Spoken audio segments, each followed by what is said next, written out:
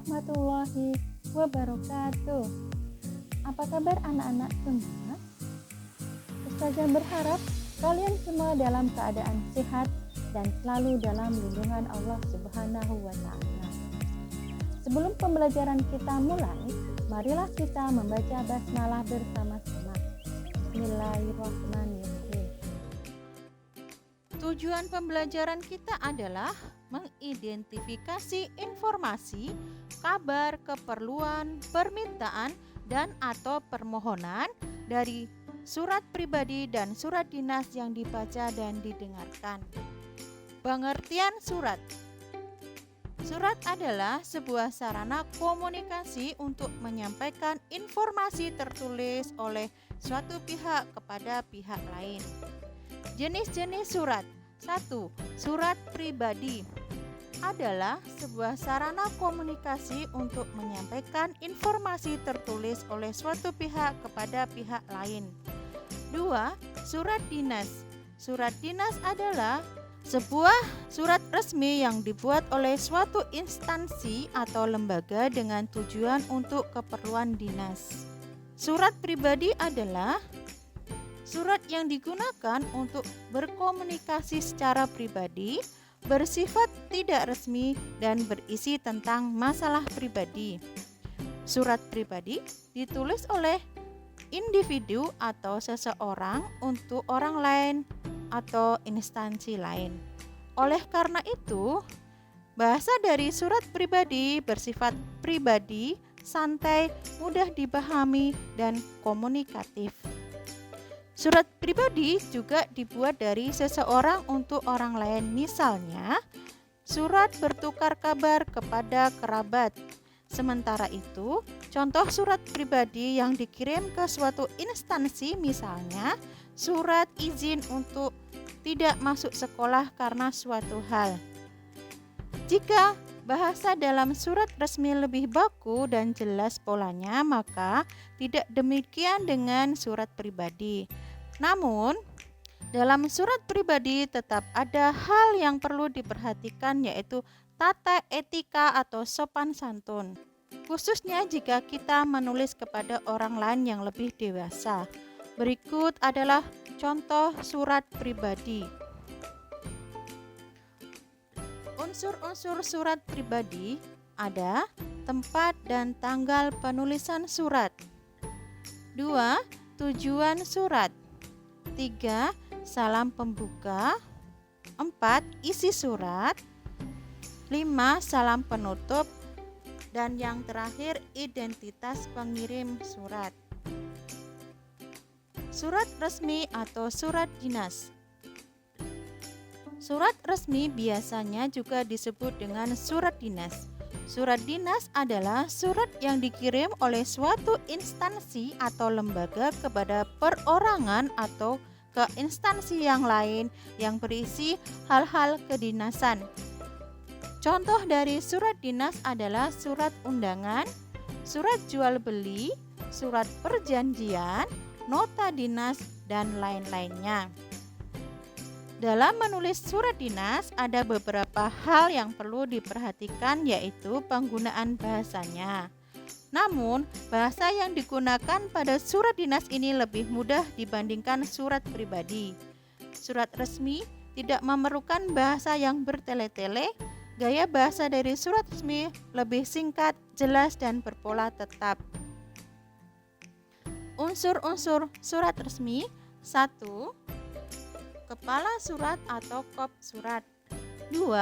Unsur surat, nomor surat. 3. Tanggal surat. 4. Lampiran surat. 5. Perihal surat. 6. Alamat surat. 7. Salam pembuka. 8. Isi surat. 9. Penutup surat. 10. Identitas pengirim. Dan 11. Salam penutup. Surat resmi hanya dapat ditulis oleh sebuah instansi kepada instansi lain atau individu. Seseorang atau individu tidak boleh menulis surat dinas. Maka pada surat dinas ada kepala surat dan nomor surat. Isi surat dinas berkaitan dengan topik kedinasan Misalnya, undangan rapat, lamaran pekerjaan, izin menggunakan tempat, dan sebagainya. Materi kita selanjutnya yaitu membandingkan perbedaan surat dinas dan surat pribadi. 1. Unsur kebahasaan pada surat pribadi. Bahasa yang digunakan tidak baku tetapi tetap sopan. Sedangkan unsur kebahasaan pada surat dinas, bahasa yang digunakan menggunakan kata baku dengan pola yang jelas. 2. Unsur penulis atau pengirim surat. Pada surat pribadi ditulis dan dikirim pada orang lain atau antara orang pertama atau pengirim dan orang kedua atau penerima.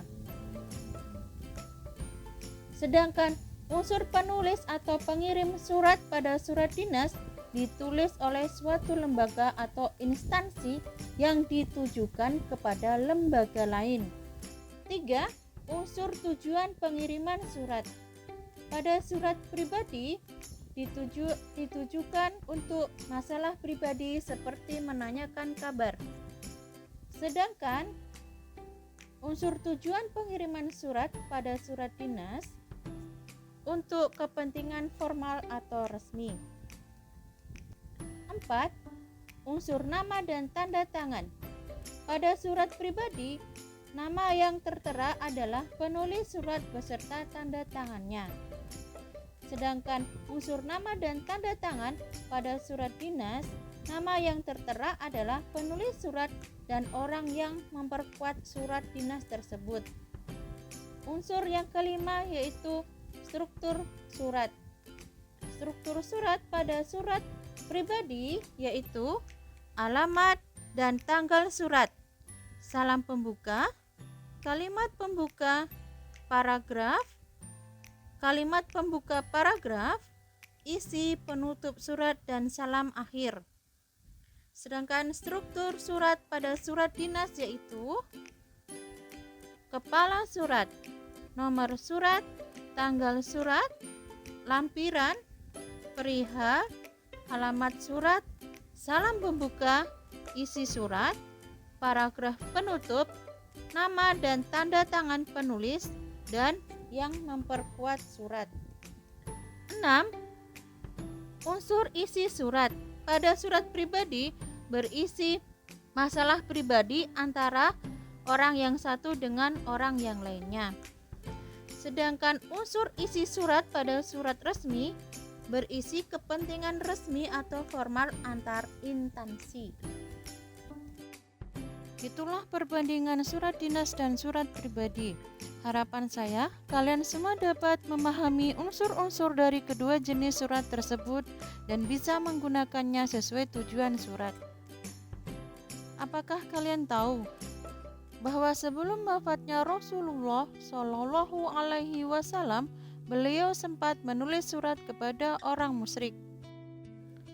Telah menceritakan kepada kami Yusuf bin Ahmad al-Basri, telah menceritakan kepada kami Abdul Ala dari Sa'id dari Qatadah dari Anas bahwa sebelum wafatnya Rasulullah Shallallahu Alaihi Wasallam, beliau sempat menulis surat kepada Kisra Raja Persia, Kaisar Raja Romawi, Najasyi, dan kepada setiap penguasa diktator.